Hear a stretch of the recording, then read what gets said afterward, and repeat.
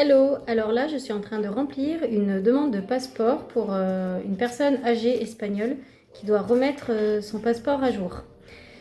Donc sachez que si c'est facile de demander le passeport, on ne peut pas le demander à la mairie, on doit aller au consulat de votre pays. Donc par exemple, consulat espagnol, consulat de Lyon espagnol. Donc il se situe à Villeurbanne. Alors attention, si jamais vous n'êtes pas inscrit comme une sorte d'immatriculation reconnue par la France, l'immatriculation au consulat, vous ne pouvez pas obtenir votre passeport. Donc forcément, vous savez, c'est comme en France où il faut prendre rendez-vous quand on fait le renouvellement de dossiers, que ce soit titre de séjour, passeport, identité. Vous prenez rendez-vous à la préfecture ou au consulat ou quoi que ce soit. Donc pour les Espagnols, en fait, vous remplissez une déclaration d'immatriculation, d'inscription en fait, comme si vous inscrivez au registre. Donc pour faire ça, il y a 2 documents à avoir. Vous avez le document de déclaration d'explication de pourquoi on demande une immatriculation, à quoi ça sert. Donc en gros, je veux mon passeport espagnol renouvelé. Et l'identité espagnole aussi, la pièce d'identité, d'accord? Parce qu'on veut garder l'identité espagnole et pas la française. Voilà, mais c'est pas grave, hein, vous avez le droit. Hop, on remplit ce formulaire. Je sais pas si ça vous parle. Vous voyez, symbole, consulat, déclaration.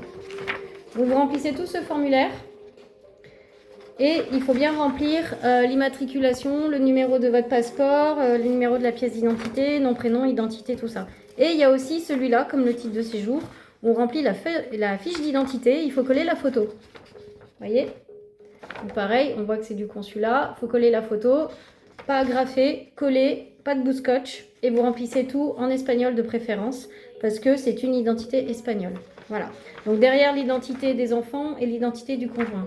Pièce justificative à fournir, votre ancienne identité, ancien passeport, justificatif de domicile, de moins de 3 mois. Voilà. Et puis livret de famille, enfin bon, complet pour faire les choses très bien. Des fois, vaut mieux trop que pas assez. Une fois que vous avez tout préparé les documents, vous les envoyez au consulat. Donc vous les envoyez à l'adresse indiquée. Vous voyez, donc livret de famille. Alors le RIB, il n'y en a pas besoin, mais bon, au cas où, hein, pour prouver que vous avez une banque. Premier document, votre ancienne pièce d'identité, votre ancien passeport, et en gros, vous allez recevoir tout à jour. Et n'hésitez pas aussi à demander par courrier un extrait d'acte de naissance avec filiation, c'est-à-dire avec vos parents à jour. Voilà, donc il y a le nom et le prénom de vos parents, même s'ils sont décédés, c'est pour prouver que vous avez des parents, que vous n'êtes pas adopté, et même si vous êtes adopté, vous fournissez l'identité de vos parents avec tout ça. Et ensuite, vous allez être inscrite au consulat. Vous pouvez faire à ce moment-là toutes les démarches que vous voulez, et après vous aurez un rendez-vous. Alors soit vous y recevez chez vous, si vous êtes âgé, vous ne pouvez pas vous déplacer, ou soit vous aurez un rendez-vous pour aller récupérer toute votre identité.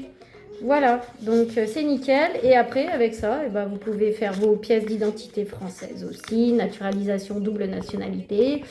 Vu qu'on est européen, ça va plus vite, hein, double nationalité. Et puis si vous voulez pas, tant pis. Hein. De toute façon, ça ne vous empêche pas de vivre en France. Hein. Vous avez toujours vécu en France, vous êtes une personne âgée, ils vont pas chipoter pour vous. Hein. Voilà. C'était la petite vidéo pour les passeports. Bonne journée!